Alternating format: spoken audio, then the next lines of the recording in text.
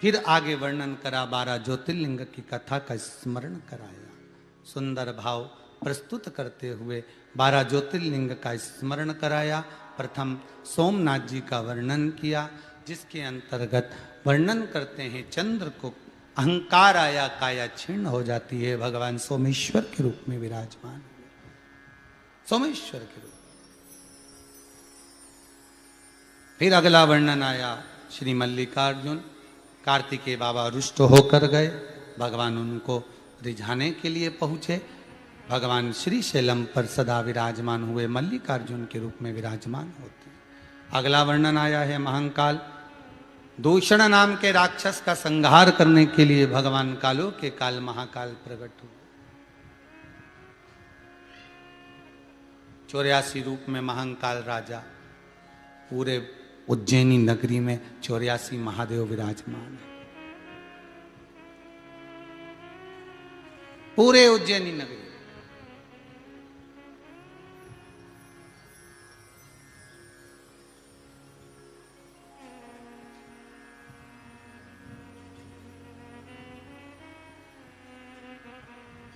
बस बाबा महाकाल की कृपा हो और ये कोरोना महामारी समाप्त हो, तो एक बार प्रयास है कि 84 महादेव जब एक बार पहले करा, एक बार फिर पुनः 84 महादेव की यात्रा हो, यही बाबा से विनय है। पर ये कोरोना महामारी शीघ्र समाप्त हो, जैसे पहले करा 84 महादेव 5 दिन में पूरा करा और शिव महापुराण की कथा का, ऐसा बाबा कृपा कर दे, जल्दी जल्दी कोरोना महामारी समाप्त करे। अब ये पहली लहर, दूसरी लहर और कहे तीसरी लहर आ रही, दादा सारी लहरों को ले जा समुद्र में डुबा दे। निवेदन इतना सा, ये लहर लहर जान दे, अब तो करुणा की लहर होन दो, बस एक लहर बची है, वो कृपा कर दे मेरा देवाधिदेव महादेव, जल्दी जल्दी करुणा ऐसी हो जाए। 84 महादेव के रूप में शिव विराजमान।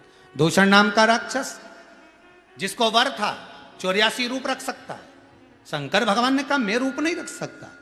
अगर ब्राह्मणों के बच्चों को अगर दूषण नाम का राक्षस मार रहा है, उनका रक्त पी रहा है, इसको मारने के लिए एक ही उपाय हो सकता है, मेरी बहन छिप्रिया को बुलाओ, छिप्रिया आए और जब जिस समय पर दूषण नाम के राक्षस का रक्त गिरे, छिप्रिया पानी के रूप में आकर उस रक्त को धो दे, तो इसका रूप नहीं होगा, ये मर जाएगा।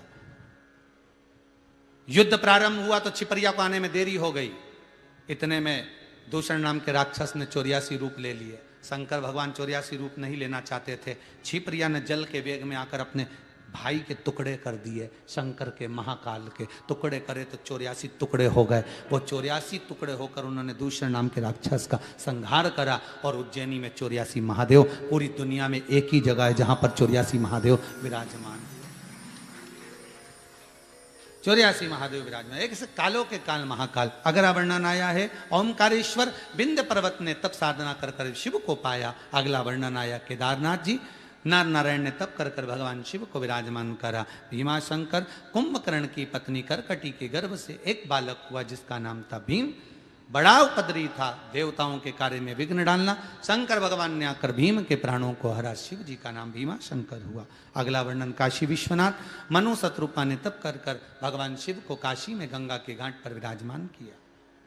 त्र्यंबकेश्वर, गौतम बाबा पर गौ हत्या का दोष लगा, ब्रह्मा विष्णु महेश की आराधना करी, भगवान 3 शिवलिंग के रूप में, छोटे छोटे लिंग के रूप में विराजमान हुए, गौतम बाबा को गौ हत्या से मुक्त करा।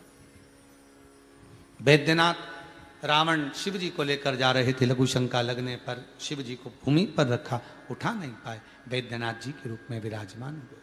अगला वर्णन आया है नागेश्वर, दारुक नाम के राक्षस का संहार करने के लिए भगवान नागेश्वर के रूप में विराजमान हुए।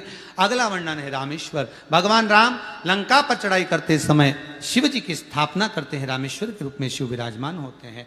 कृष्णेश्वर, सुधर्म नाम के ब्राह्मण की 2 धर्म पत्नियां थी, सुदेहा और घोषमा।